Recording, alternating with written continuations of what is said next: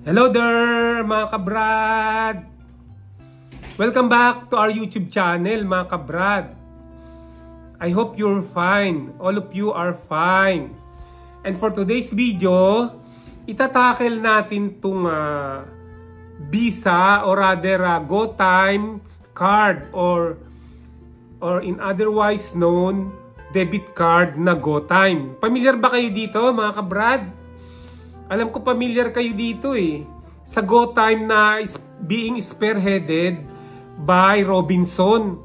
Lalo na yung Robinsons Bank. Yan. Etong debit card na to, konti pa lang ang nag-acknowledge dito. I mean, konti pa lang ang gumagamit nito. Ang mga establishment na nag-acknowledge para gamitin to. Marami pa rin ang hindi gumagamit nito. No? Okay, so bago natin ituloy ang ating video, intro muna.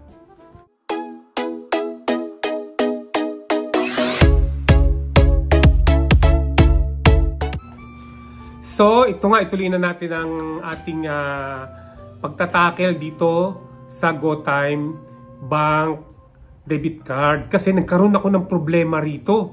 Nalaman ko lang kagabi mga kabrad. Kasi nakita ko yung account ko, yung parang merong notification na sinasabi, your transaction has failed. Sabi ba naman ganun, your transaction has failed? Eh hindi, wala naman akong transaction. Dinagtaka ko ngayon, sabi dun sa may, sa sulat ko yata yun, sa mga mail ko. Your transaction has failed. Ang dami. Sobrang dami. Failed ng failed. Ngayon, di binuksan ko yung GoTime account ko. Nung binuksan ko, pagtingin ko, wala nang lamang pera. Ay, nako. So, pakita ko sa inyo, yung mga, notification, tsaka mga transaction. Sandali lang. Cellphone ko, buksan natin. So, mag-login muna tayo dito sa aking GoTime account, tanggalin natin to. Then, ipasok natin yung PIN code. Teka muna, tatago ko lang po ang paglalagay ng PIN code, Ayan, nailagay ko na po yung PIN code. So, pumasok na tayo sa account ko. Ngayon, tignan nyo po yung pera ko. Ito na lang yung pera ko. 44.84 na lang, samantalang kulang-kulang 2,000 yan. Buti na lang hindi ako naglagay ng malaki na katulad sa GCash. Ang laki ng pera ko sa GCash, pero dito dahil nga hindi naman to popular, mga 2,000 lang nilalagay ko, ganon. Ngayon, isa na ba yun? Ito pa yung recent transaction, Tingnan nyo, dito lang sa baba ng yan, ng pinakaharap ng account. Ayan, Google TikTok Live. 55 pesos lang, na pa kasi 44 pesos na nga lang eh. Ayan, ang dami, Google TikTok Live 55 pesos, failed transaction. Google TikTok 110. Ay, teka, ilalapit ko nga yung para makita ninyo. Ayan, Ngayon tingnan natin, i-click natin yung all. So, ang dami, Tingnan nyo, binabawasan ng TikTok yung ko. Merong nagtatransact sa TikTok ko. No? Ayan, ito yung January 16. Yung ngayon lang. Merong nag-transact. Tapos 14, meron din, 2 transaction na nag-failed. 110.29 tsaka 110.29. Nung January 12, meron din transaction na naman, 55 pesos, pero nag-failed. Dahil nga po, 44 pesos na lang ang, teka, malabo yung natin eh. Palinawin natin. Uy, malabo pa rin. Ayan, malinaw na ba? Ayan. So, January 12, January 11, ang daming failed, failed transaction. January 10, naku, ang haba talaga. Tignan nyo. Ngayon ko lang po nalaman yan, kagabi lang pala. Nung nalaman ko na merong sulat ako nakita parang notification. Pero ito lahat to, hindi ko nakita to. Ito pa, ito hindi mga failed na to, magmula lang dito. Mula lang January, teka. yung January 9 may mga failed pa, pero yung mga nakaraan hindi na kasi malaki pa pala yung pera ko. May natitira pa. Ito nag-ano na to, nabawasan. Tig 55 yata to, oh. Lagi, oh. 55, meron pang 110.29, 110. Oh, nabawas talaga, oh. O yan, ngayon, kailangan kong malaman yan. Pupunta po ako ngayon sa Robinson, dito lang sa lugar namin, para i-clear ko o i-check ko kung bakit ang dami kong bawas. So, panay TikTok, transaction. Ayan, ubutin na lang nagkaroon ng failed TikTok transaction para nalaman ko na kasi naubos na pala yung pera ko. So, mamaya, i-record natin, bibidyo natin yung transaction natin doon. Para malaman natin kung maibalik. Pag hindi mabalik, ang pera natin ay, sandali lang, iharap natin yung camera, no? So, pag hindi nabalik po yung pera natin, i-recommenda ko sa mga tao na huwag na pong magkaroon ng account sa GoTime.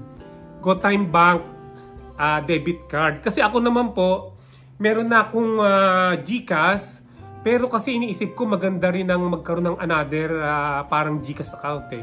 'Di ba ang GCash po ay debit card 'yan? 'Di ba? Para marami ka bang source na pagkukuhanan ng pera just in case na wala ka ng pera sa GCash. Ayan, tsaka pwede mo magamit din. Kasi itong GoTime GoTime Bank credit debit card. Ano pala 'to? Sabi nila sa akin. Parang bank account. Yung pera mo raw dito, nagkakaroon daw ng interest. Hindi katulad ng GCash, walang interest. Yung pala, pwede palang nakawin to. Although, sa GCash din pala, kahit sa GCash na babalitaan din natin, marami rin nakakapagkuha ng pera ng hindi alam ng may-ari eh. So, alamin natin to mga kabrad. Pag hindi na ibalik to, sasabihin ko sa video, wag na po kayong kumuha nito kasi hindi na babalik ang pera ninyo. Para po siyang sindikato. So, antayin po natin. Bigyan natin ng pagkakataon ang GoTime Bank na masagot nila yung aking mga itatanong kung bakit nawala yung pera ko. So, kita-kita tayo sa Robinson, ha? Diyan lang sa Las Piñas. Okay, see you there. Oh, andito na po tayo sa sa GoTime. Ito po yung GoTime, mga kasama, Ito po yung GoTime. Ayan, dito po ako nag-enroll ng aking card. Ngayon, meron pong dalawang tao dito sa harapan ko na nag-aalok ng GoTime. Hindi ko na po sila kukunan, mga kasama, mga kabra, dahil ayaw po nila, pati yung boses nila, ayaw nila. Ngayon, meron silang binigay na number, tawagan ko na lang daw yon. Narito po ako sa Robinson ngayon. Sa Robinson po, ayan Ayan po, Ayan, sa Robinson. So, tatawagan po natin dito. Ayan, tatawagan ko na po ngayon, para makita lang na Nagde-data po muna ako para makapasok ko yung O, ayan na.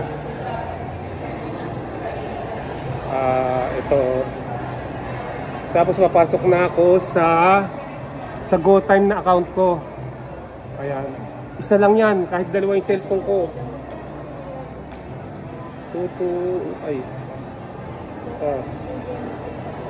Ayan dalawang cellphone, isang account lang. Parehong iPhone yan. Ngayon, andyan nakikita yung mga mga failed na umubos ng pera ko. Ngayon, saan mo sabi? Sabi mo, saan ako tatawag para makita nila doon? Saan po? Question mark. Saan na ba yun? Ito. Upper right. Ito po. Call mo lang, sir. Call. Ito call us. Ayan. Ayun po, call us na po. Tatawag na po ako. Ayan. Nandito po tayo ngayon sa Robinson, sa GoTime. Google, TikTok, inubos yung pera ko. Tapos, mahirap yung patatawagin nyo eh. Alam nyo? Oo, kikilik pa pala yung call. Ito, kukulik ko to. Ayan. Tapos ito. Ayan. Ayan na, nagkukul na tayo. Ayan. Kasi pag hindi po naibalik yan, dun sa YouTube account ko, sasabihin ko na wag mag-ano sa inyo. Tatapatin ko na kayo ha, kasi nawal... Oo, tama yun. Kaya sinabi ko eh, hindi bawal yun eh. Ayan, recorded daw oh. Yan ang mahirap eh, pag may ganito eh. Recorded conversation yan. Oo nga. Kasi ang gusto namin ng mga kliyente, yung tao, yung ganito pahirapan ka nito eh. Mag-connect ka sa ganon. Tama po ba? Mag-connect ka sa ganyan, paulit-ulit, connect ka. Oo. Meron tayong kanya-kanya sa amin, sir, taga-aral, sir. Iba yung Opo. Opo. So hindi ko po kayo papakita. Paparinig ko lang. Opo, walang permiso. Oo. Bawal yung sir dito, privacy tayo. Oo. Ay, paano nyo naman ako maano ng privacy? Wala naman ako pinapakitang tao. Oh, pero papakita ko yung tawag ko. Ay, kayo na lang, oo. Pag hindi po nabalik yung pera ko, yan. Ididimanda ko rin to. Kaya lang, ang konti lang. Paano ko pa kayo madidimanda tong GoTime? Mga kulang-kulang lang 2,000. Pero bakit ganun? Ay, tinatawagan ko po, ito pong hirap sa sa mga ganyang operator, napakatagal po niyan. Tapos sasabihin pa sa inyo, pwede ba maghintay kayo? Tapos laging ganun, kada salita, paghintay lang po pahintayin ka talaga, pahintayin ka lahat ng klase. Hanggang sa nakakabuisit na nga, kaya sinurrender ko yung mga credit card ko. Ang dami kong credit card eh. Kasi ganun. Di ba na ano nyo rin po yun? Opo, oo. Oo. Tama, dahil sa marami ng call center ngayon eh. Opo. Opo. Salamat po. Oo. Sige. Ito po mga kabrad. Ang tagal pong sumagot ng parang pinasa po yung line natin ng GoTime na operator. Pero pinag-aantay po tayo. Tingnan natin kung gaano katagal magpapaantay ito. Kasi very po ito eh, very hindi siya anong tawag doon? Maubos po talaga yung pasensya mo pag ganito eh. Yung paantayin ka ng matagal. Eh, ang pinakamahirap pa naman sa buhay ng tao yung mag-antay. Yan ang well-known na pinakamahirap sa buhay ng tao eh, ang mag-antay. Ayan po oh.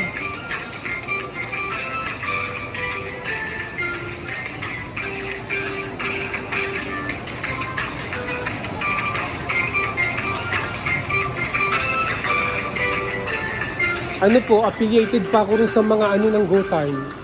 Yung mga parang mga grupo-grupo, nag-member ako eh.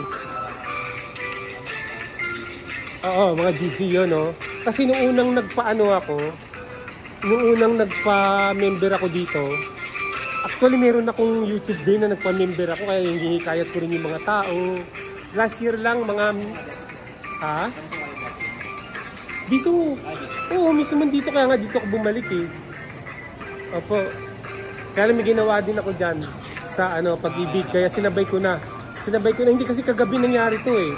Kasi sinabay ko na yung pag-ibig ko, yung binayaran ko yung monthly ko ng pag-ibig. Ayaw. Sana maintindihan nyo ako ha. O kasi, hindi naman po kayo tatamaan dito. Kailangan ko lang i-document para just in case magkaso ako, may pakita ko sa korte. Yung just in case lang kasi 2,000 lang yun eh.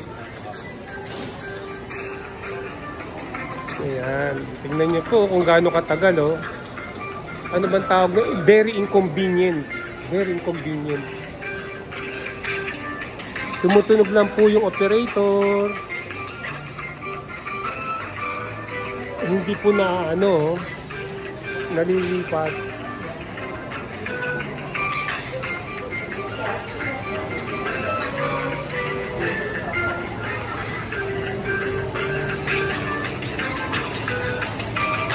So mga kabrad, lang po tis-tis lang po. Oh, wala na. Hello, this is GoTime. This is your personal banker. How can I help you? Yes. Ang problema po, sige, layo na ako para hindi kayo makita. Oh, sorry ganito po yun.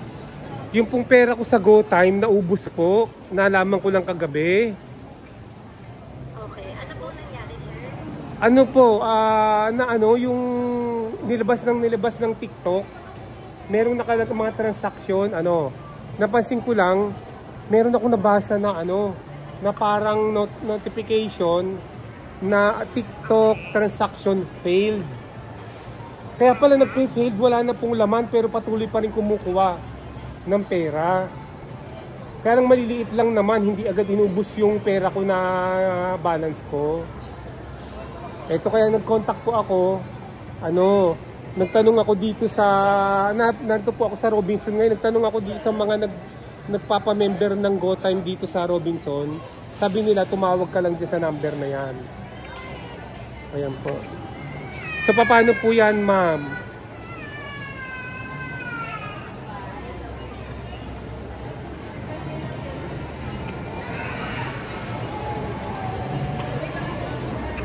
Hello, andyan pa po kayo?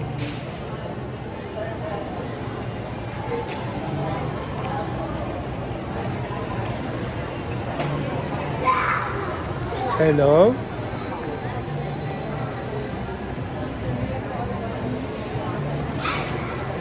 Wala po sumasagot mga kabrad,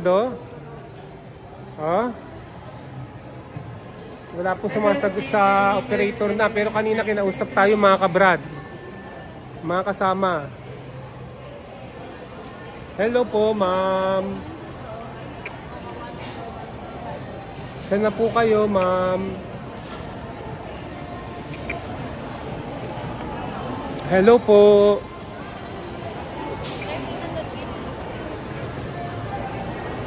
Hello po. Hello po, ma'am.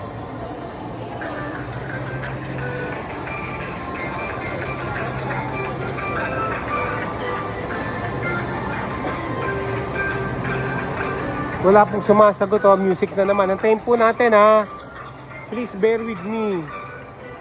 One eternity later.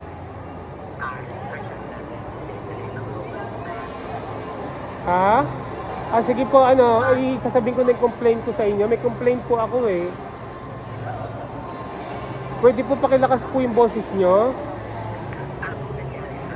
Yung pong pera ko sa GoTime Bank na debit card, na naubos. Hindi ko naman po nilalabas. Meron pong transaction.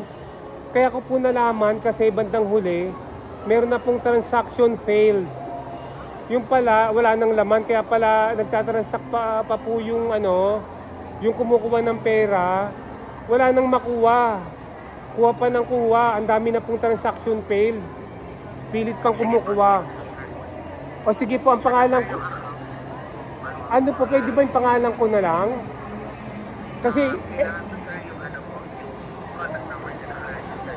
contact number ko, sige po, sasabihin ko yung contact number ko.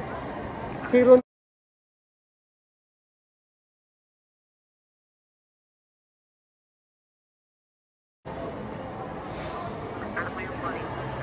full name.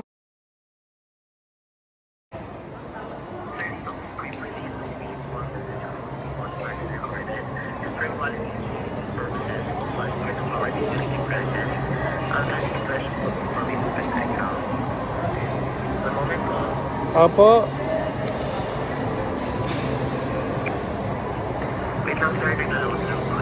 Sige, pakilakasan lang po yung boses nyo kasi ang hina-hina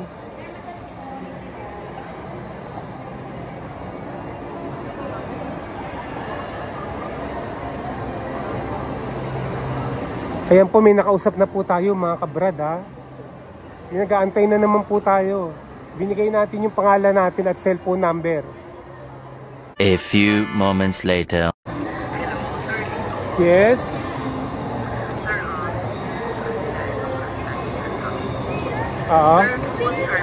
This is about our recurring subscription. Most probably po kasi meron tayong nag-doon or na-subscribe na online link na successfully siya sabi nung una. Tapos sir, ito sir,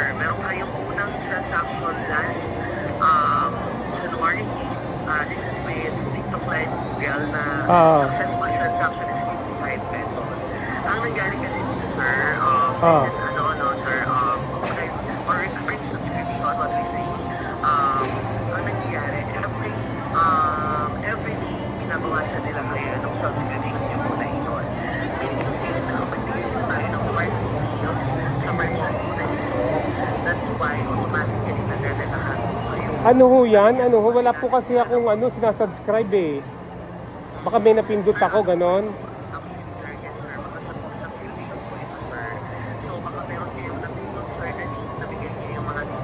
Ay hindi, wala po akong binibigay na detail.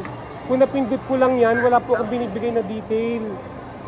Actually, sir, hindi naman tayo makakapag-ano kung makukuha na yung ano natin or makabawasan yung plan natin. Oo nga, hindi po ako nagsasubscribe. Tapos araw-araw binabawasan ako subscription fee. Di ba ang pagsasubscribe ko yung katulad sa YouTube libre. Tapos ang subscription fee pwede monthly lang sana o yearly. Eh bakit po yung araw-araw na yan na subscription kinukuhanan ako ng TikTok? Ano ho ba yung inabail ko na na yan na goods na yan ng TikTok? Ano ho ba yan? Sir, hindi namin siya makikita yung mga naging application nyo rito. Ito lang po sa natin, sir, sa transaction history. Sir, what we are advising our clients to this kind of cases, much better, ilang po muna yung smart phone and cancel and replace para po mawala po yung yung details tungkol sa merchant na iyon. Para hindi na kayo mabawasan po ulit yung merchant na ito. Kasi sir, on our system, hindi namin ma-unsubscribe po. Oo. Ay, buti na lang. Bakit January 9 lang? January 9 lang, wala na pong laman yung pera ko ng January 9. Ano po yun? Ano po, kung titignan nyo yung subscription, transaction na sinasabi ninyo, yung sa TikTok, matagal na po, by December pa nagbabawas na. Bakit sabi nyo January 9 lang?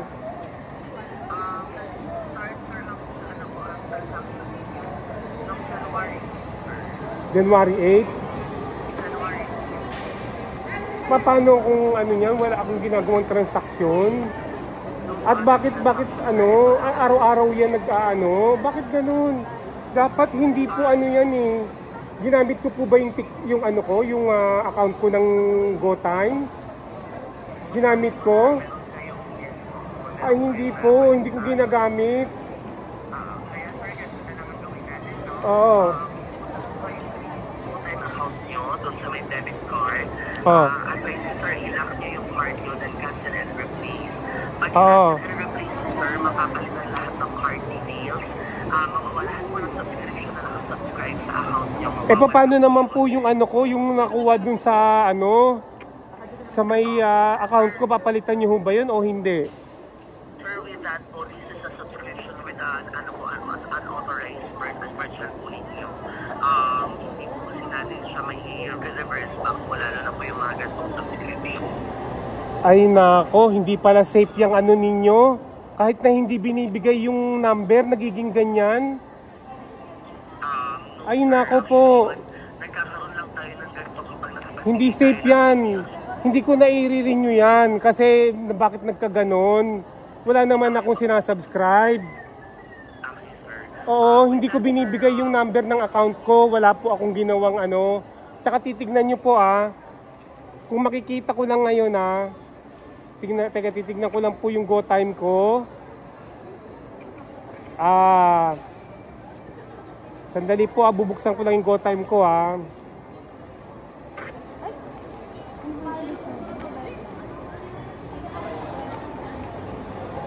We lost connection na naman eh. Napaka-inconvenient talaga. Oo. Ang dami pong nabawas before. Alam niyo po nung January 8, wala na pong laman yun. Bakit bakit pa ako nakapag-subscribe? Ang tanong ko lang po. Tignan niyo po yung yung history, 'di ba? Nakikita niyo po yung account ko diyan. Before January 9, ang dami pong mga ang daming mga transaction na nabawasan ng 55. Ba't sabi nyo? Hindi. Tignan nyo po yung mga nakaraang mga nakaraang transaction na mga nakabawas tsaka nag-fail. Tignan ninyo ho. Kaya nga po sir, ang test ay sa inyo to change the card details para mobile app. Oo, nandun na tayo. Sir, on the case po of this one, wala kasi tayong way to reverse back ng pantal. Pwede po bang lakasan nyo yung boses ninyo? Apo, sir, on your case, kasi sir, this is a subscription at wala po tayong way to reverse back po yung fund mo na automatic na nabawas po sa card natin. Kasi po itong mga transaction na ito ay hindi po mangyayari kung hindi po natin authorize. Hindi ko po in-authorize yun. Wala po ako in-authorize. Paano nangyayari yung ganun sa ano ninyo? Bakit yung Gcash ko ang tagal-tagal na walang nababawas? Wala ako in-authorize. Bakit bigla na lang ganyan? Kunyari pumayag man ako dun sa sa TikTok. Meron ako napindot na isa. Ba't tuloy-tuloy naman yung napindot ko na yun na binigay ko pa yung detail ko, binigay ko pa lahat-lahat. Wala naman po akong ginagawang ganun. Nako, wala po.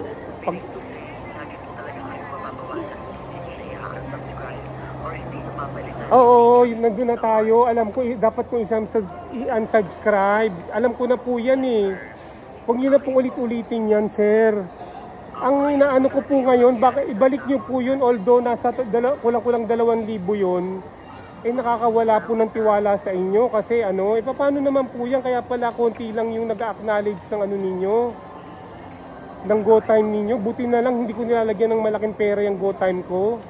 Kung hindi, bakit po ang tanong ito bakit po yung huling, yung mga bawas na yan, bakit po sa akin na notified ako nung nagpe-failed na, bakit po nung binabawasan, hindi po ako pinagsasabihan.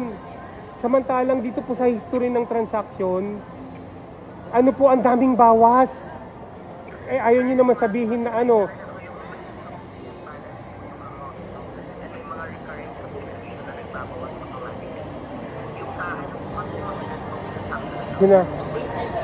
Sinasabi ko naman po sa inyo na sir na marami pong prior to January 8, ang dami pong bawas ng TikTok. Hindi nyo po ba nakikita dyan sa account ko dyan? Ba't pinipilit nyo na sa TikTok ay January 8 lang ako nag-start?